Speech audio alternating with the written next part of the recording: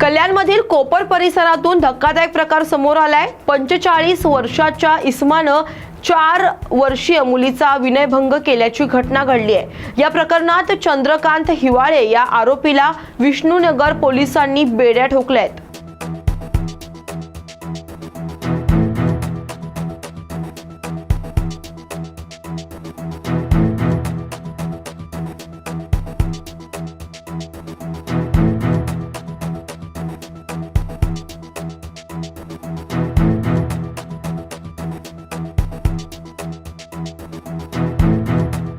आमच्या हद्दीमध्ये एक 45 वर्षाचा इसम आहे। त्याने एका 4 वर्षाच्या मुलीचा विनयभंग केलेला आहे। ती मुलगी घरासमोर एकटी असताना दुपारच्या दरम्यान तिचा विनयभंग केला आणि त्या आरोपीला आम्ही अटक केलेली आहे। तपास चालू आहे त्याच्यामध्ये।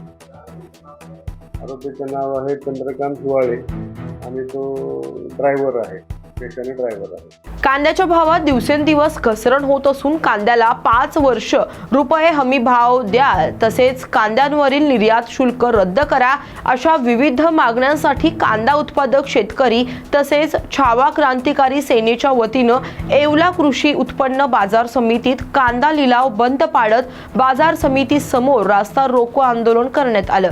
यावेळी मनमाड शिर्डी महामार्ग शेतकऱ्यांनी रोखून धरला होता।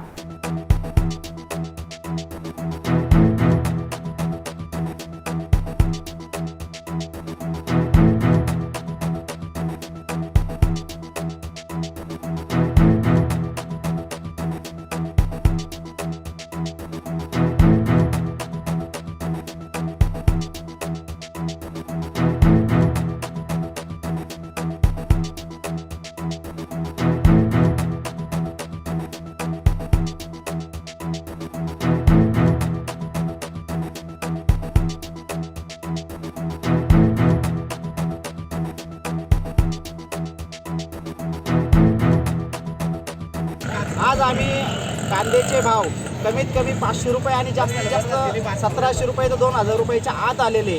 गेल्या 10 दिवसापूर्वी कांद्याचे भाव 5 ते 6 हजार रुपये होते आणि आजच्या स्थितीला वारंवार कांद्याचे भाव कमी होत आहे। केंद्र व राज्य सरकार याकडे गांभीर्याने लक्ष देत नाही। आज सध्याच्या परिस्थितीमध्ये तो आसमानी आणि सुतानी संकटातून कांदा पिकवलेला त्याला योग्य तो भाव भेटत नाही आणि आम्ही जो खर्च केला आहे तो वसूल पण होत नाही। आजच्या स्थितीला ही एवढी मोठी समस्या असताना सुद्धा शासन याकडं गांभीर्याने लक्ष देत नाही। तरी आज आम्ही हा रस्ता रोको प्रमुख करण्याचं कारण म्हणजे आमच्या आज जो कांद्यावरती 20% निर्यात शुल्क लावलेलं आहे तो तात्काळ कमी करावा। शासनाचे आज प्रतिनिधी आज हिवाळी अधिवेशन चालू आहे। या हिवाळी अधिवेशनात G24 तासची मी सकाळी बातमी बघितली। त्या बातमीमध्ये अनिल परब विरोधी पक्षाचे आणि सत्ताधारी पक्षाचे अमोल मिटकरी यांना गिझर भेटलं नाही तरी त्यांनी विधानमंडळामध्ये तिथं प्रश्न मांडला। आमच्या प्रश्न आम्ही शेतीचे रात्रीचे पाणी भरतो त्यावेळेस या लोकांना म्हणजे लोकप्रतिनिधींना शेतकऱ्यांच्या कुठल्याही भावना कळत नाही। यांना स्वतःला ग्रीजर नाही भेटलं, 3 दिवस गरम पाणी नाही भेटलं म्हणून यांनी तिथं मुद्दा मांडला। आम्ही सातत्यानं रात्रीचं पाणी भरतो त्यावेळेस यांना ते मुद्दा कळत नाही का? जो आज आम्हाला जो खर्च भेटतो त्या खर्च पण वसूल होत नाही। म्हणून या शासनाला आम्ही आवाहन करतो लवकरात लवकर निर्यात शुल्क तुम्ही कमी करावं। जालन्यात सुरू असलेल्या चंद्रपूर जिल्हा मध्यवर्ती बँकेच्या परीक्षेत गोंधळ झाल्याचं पाहायला मिळालं। आज जालन्यातील DGP कॅम्पसमध्ये चंद्रपूर जिल्हा मध्यवर्ती बँकेचा पेपर होता। त्यासाठी वेगवेगळ्या भागांमधून विद्यार्थी पहाटे परीक्षा केंद्रावर पोहोचले। सकाळी 8 वाजता हा पेपर सुरू झाला, मात्र एका प्रश्नाच्या उत्तरावर क्लिक केलं की दुसरा पर्याय निवडला जायचा।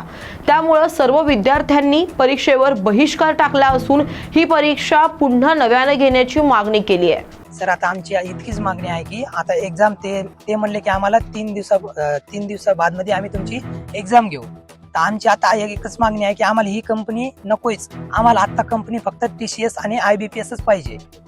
बस इतकीच मागणी आहे आमची, दुसरी काही मागणी आहे। सर माझी मागणी अशी आहे की पेपरची तारीख पुढं व्यवस्थित आमच्या म्हणण्यानुसार झाली पाहिजे, कारण की तुम्ही हा पेपर तुमच्या म्हणण्यानुसार तुम्ही डिस्टर्ब केलाय आम्हाला। त्यामुळे आम्हाला आमच्या म्हणण्यानुसार आम्हाला तारीख पाहिजे।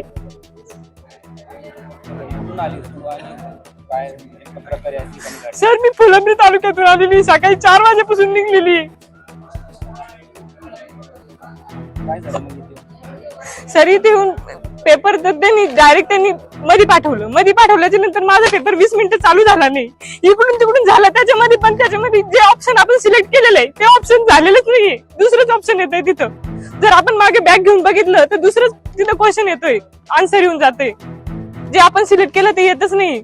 एकीकडे राष्ट्रवादी काँग्रेस पक्ष अजित पवार गटाचे आमदार छगन भुजबळ यांना मंत्रिमंडळात डावलल्यामुळे छगन भुजबळ व भुजबळ समर्थक प्रचंड नाराज झालेत. तर दुसरीकडे राष्ट्रवादी काँग्रेस पक्ष अजित पवार गटाचे सिन्नरचे आमदार माणिक कोकाटे यांची कॅबिनेट मंत्रीपदी वर्णी लागली आहे. दरम्यान सिन्नरच्या माणिकराव कोकाटे यांच्या शुभेच्छांचे फलक भुजबळांच्या येवला मतदारसंघात लावल्यानं चर्चांना उधाण आलं असून भुजबळांना डिवचणाऱ्यांसाठी हे बॅनर लावण्यात आलं आहे का अशा चर्चांना उधाण आले.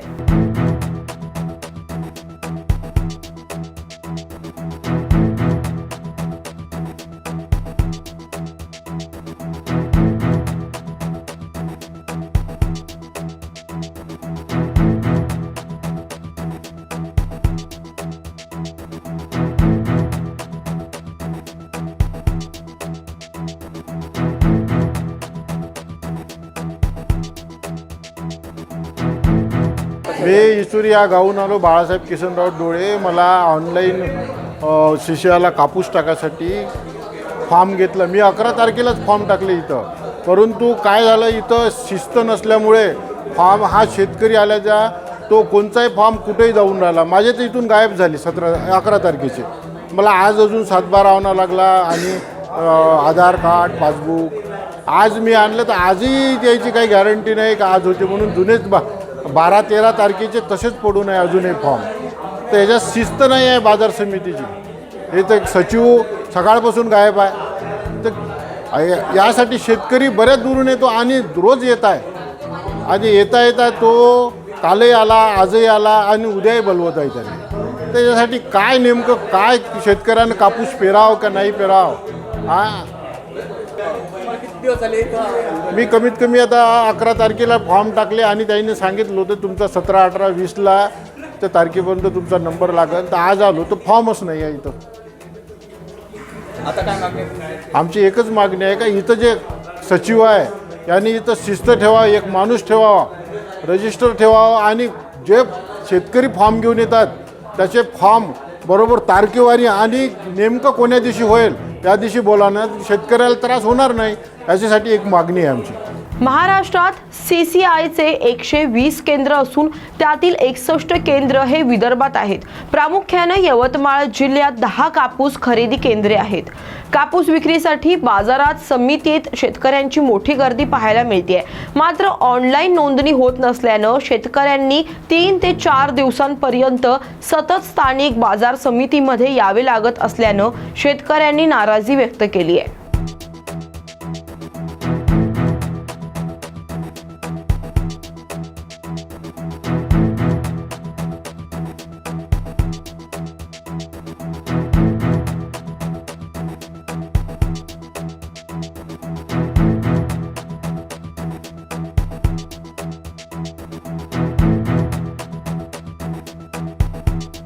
शिवसेना ठाकरे गटाचे खासदार संजय राऊत आणि आमदार सुनील राऊत यांच्या मैत्री बंगल्यासमोर काल रेकी झाल्याचा आरोप करण्यात आला होता. मात्र हे दोघे संशयित मोबाईल टॉवरची रेंज तपासण्यास आल्याचे तपासात सिद्ध झाले. पोलिसांनी या तपासासाठी 8 पथके तयार केली होती. CCTVच्या आधारे या संशयितांचा शोध घेऊन त्यांना ठाणे कापूरबावडी परिसरातून ताब्यात घेण्यात आले असता याचा खुलासा झाला असून संबंधित कंपनींकडून खात्री करून पोलिसांनी याची माहिती दिली आहे. काल ज्या पद्धतीनं आम्हाला जी माहिती मिळाली होती त्या अनुषंगानं जे आहे पोलिसांच्या आम्ही 8 टीम बनवलेल्या होत्या आणि जी माहिती होती तर त्याची व्हेरीफाय आम्ही केलेलं होतं. या अनुषंगानं तपासांती ही निष्पन्न झालेली आहे की एक जे आहे की मोबाईल नेटवर्क ड्राईव्ह टेस्ट असतो आणि यासाठी जे ही कामगार होते तर ते कामगार ते आपण काम करत होते आणि त्या अनुषंगाने ते आलेले होते आणि ते त्यांचा टेस्ट करून ते गेले. परंतु ज्या पद्धतीनं जी माहिती मिळाली तर ती आम्ही दिवसभरामध्ये व्हेरीफाय केली आणि व्हेरीफाय केल्यानंतर अशा पद्धतीने ते कामगार असल्याचं निष्पन्न झालेलं आहे.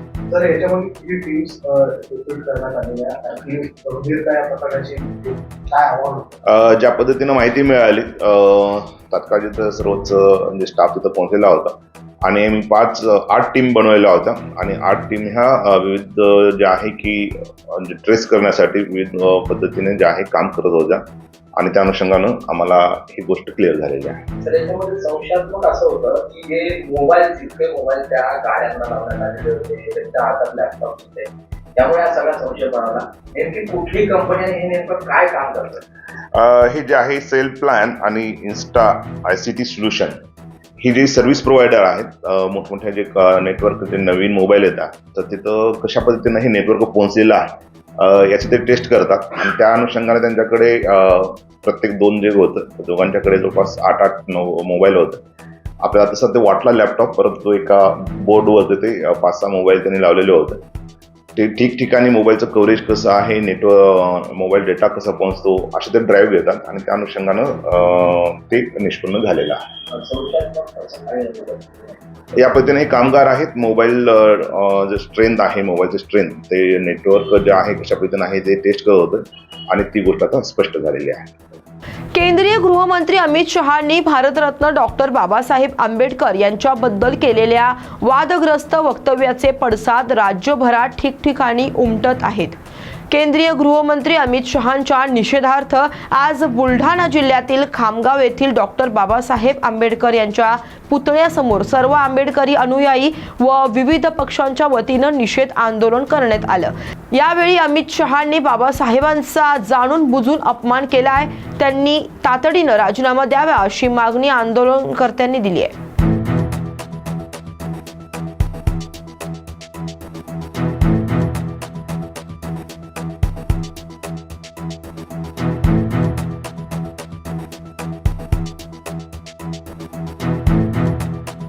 एनडीए सरकारचे गृहमंत्री या देशाचे गृहमंत्री अमित शहाजींनी डॉक्टर बाबासाहेब आंबेडकरांचा जाणून बुजून जो अपमान संसदेमध्ये केला त्याच्या निषेधार्थ आणि अमित शहा यांच्या राजीनाम्याच्या मागणीसाठी आम्ही हा आज इथे धरणे आंदोलन करत आहोत. मस्ताळलेलं हे एनडीए सरकार, माझावर आलेलं एनडीए सरकार एक पाय उतार झालं पाहिजे. घटनाकार महामानव डॉक्टर बाबासाहेब आंबेडकरांचा जाणून बुजून अपमान अमित शहा यांनी केलेला आहे आणि म्हणून त्यासाठी आमची ही मागणी आहे. तानाशाहीचं हे सरकार आहे, लोकशाही या देशात राहिलेली नाही आहे. या निषेधार्थ आज आम्ही या ठिकाणी आंदोलन करत आहोत. या देशामध्ये सर्वश्रेष्ठ राहील ते संविधान राहील आणि त्या संविधानाचे शिल्पकार डॉक्टर बाबासाहेब आंबेडकर हे शिरोधान राहतील अशी आमची या सगळ्यांची मागणी आहे. आणि बाबासाहेबांचा जय जयकार आम्ही एकदा नाही, हजारदा नाही, लाखोदा नाही, तर या जीवात जोपर्यंत प्राण आहे तोपर्यंत आम्ही त्यांचा जय जयकार करत राहू आणि त्यांचा जय जयकार केल्यानेच आम्हाला स्वर्ग प्राप्ती होईल असं आमचं या ठिकाणी निश्चित म्हणणं आहे. मागणी काय? मागणी अशी आहे की अमित शहा यांनी तातडीनं राजीनामा द्यावा, कारण त्यांनी बाबासाहेबांचा जाणून बुजून अपमान केलेला आहे. त्यांचा राजीनामा आणि एनडीए सरकार हे पाय उतार झालंच पाहिजे, कारण संविधान जर आहे तर हा देश आहे आणि हा देश स्वतंत्रता आंदोलनापासून या आजपर्यंत जर टिकून आहे तर तो संविधानामुळे आहे. आणि अमित शहा यांनी जाणून बुजून बाबासाहेबांचा अपमान केलेला आहे, म्हणून त्यांनी राजीनामा द्यावा आणि एनडीए सरकार पाय उतार व्हावं एवढी आमची मागणी आहे. नंदुरबार येथील औद्योगिक प्रशिक्षण केंद्रात विद्यार्थ्यांना मूलभूत सुविधा मिळत नसल्यानं तसेच वेळेवर डीबीटी मिळत नसल्यामुळे आज विद्यार्थ्यांनी औद्योगिक प्रशिक्षण केंद्राच्या आवारात आंदोलन केलं. गेल्या अनेक वर्षांपासून विद्यार्थ्यांना औद्योगिक प्रशिक्षण केंद्रात मूलभूत सुविधांपासून वंचित राहावं लागतंय. वारंवार तक्रारी करून देखील औद्योगिक प्रशिक्षण केंद्राचे प्रशासन याकडे दुर्लक्ष करतंय. मागण्या लवकर पूर्ण न झाल्यास तीव्र आंदोलन करण्याचा इशारा यावेळी विद्यार्थ्यांनी दिलाय.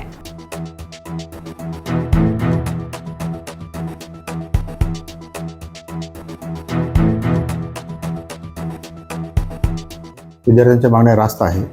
त्यापैकी काही मागण्या आम्ही आता त्याची कारवाई पूर्तता करण्यासाठी आजपासून कारवाई सुरू करत आहोत. काही गोष्टी ज्या आहेत त्या पीडब्ल्यूच्या माध्यमातून आम्ही पूर्ण करू आणि त्याही आम्ही भविष्यामध्ये पूर्ण करून घेऊ. पाण्याची सुविधा नाही आहे, आरो प्लॅन नाही आहे, टॉयलेट बाथरूमची सफाई नियमितपणे होत नाही. दरवाजे काही ठिकाणी दरवाजे नाही आहे. आणि या प्रकारच्या डी बी टीची पण एक मागणी आहे. डी बी टीचा लाभ त्यांना मिळालेला नाही. तर यापैकी काही गोष्टी ज्या आहेत ज्या आम्ही आमच्या स्तरावर करू शकतो, त्याची पूर्ण करण्यासाठी आम्ही आजपासून कारवाई चालू करत आहोत. मी हंसराज पाटील. आम्ही गेल्या वर्षी विद्यार्थ्यांसाठी आंदोलन केलं. औद्योगिक कोचिंग संस्थांमध्ये ज्या विद्यार्थ्यांना वसतिगृहाचे प्रॉब्लेम्स होते, त्यांना डीबीटीचे हप्ते वेळेवर पडत नव्हते, त्यासाठी आम्ही आंदोलन केलं होतं. आणि त्यांना स्वच्छते संदर्भात पण बरेचसे प्रॉब्लेम्स होते, आपण तेही सॉल्व्ह करण्यासाठी आंदोलन केलं होतं. आणि त्या आंदोलनाची दखल आमदार रोहितदादा पवार यांनीही घेतली होती. दखल घेतली असून तरी मुख्याध्यापकांनी, प्राचार्य साहेबांनी त्याची मागणी पूर्ण केली नाही. पण आम्ही त्याचं परत ती मागणी पूर्ण करण्यासाठी आम्ही मागच्या 3 दिवसाआधी प्राचार्य साहेबांना, प्राचार्य महोदयांना आम्ही अल्टिमेटम दिलं होतं की तुम्ही 3 दिवसात आमच्या मागण्या पूर्ण करू. पण त्यांनी त्या मागण्या काही पूर्ण केल्या नाही. म्हणून आज आम्ही सगळ्या विद्यार्थ्यांना एकत्र करून त्यांना निदर्शन दाखवलं आहे. आणि त्यांना मागण्या त्यांच्या होत्या की त्यांना वेळेवर डीबीटीचा हप्ता पडत नाही आहे. आणि त्यांचे वसतिगृहातले मूलभूत ज्या त्यांच्या सुविधा आहेत, गरम पाणी येणं, सोलर हीटर, त्यांचं वॉटर हीटर ते बंद आहे. आणि बाकी बरेचसे त्यांचे मुद्दे होते. आणि वेळेवर स्वच्छता नाही. अवैधपणे औषध साठवणूक केल्याप्रकरणी गोपनीय माहितीच्या आधारे छापेमारी करत अन्न व औषध प्रशासनानं एकूण 24 लाख रुपयांचा औषध साठा जप्त केलाय. ही कारवाई बुलढाणा व वाशिम अन्न व औषध प्रशासनानं केली आहे. सुशील पूनमचंद दरोगा यांच्याकडून नमुना 16 व पंचनामा अंतर्गत एकूण 24 लाखांचा औषध साठा जप्त करण्यात आलाय. जिल्ह्यातील नागरिकांनी कुठलीही ॲलोपॅथिक औषधं विना प्रिस्क्रिप्शन डॉक्टरांच्या सल्ल्याशिवाय घेऊ नयेत असे आवाहन सहाय्यक आयुक्त गजानन प्रल्हाद गिरके यांनी केले. दिनांक 19/12/2024 रोजी गोपनीय माहितीच्या आधारे मी स्वतः औषध निरीक्षक तसेच सहाय्यक आयुक्त अन्न औषध प्रशासन बुलढाणा आणि आमचे मित्र औषध निरीक्षक वाशिम MV गोतमारे यांनी चंदन मेडिकोजच्या पाठीमागे असलेल्या एका रूममध्ये अवैधपणे आपल्या औषधीचा साठा ठेवलेला आहे असं कळलेलं आहे विनापरवाना.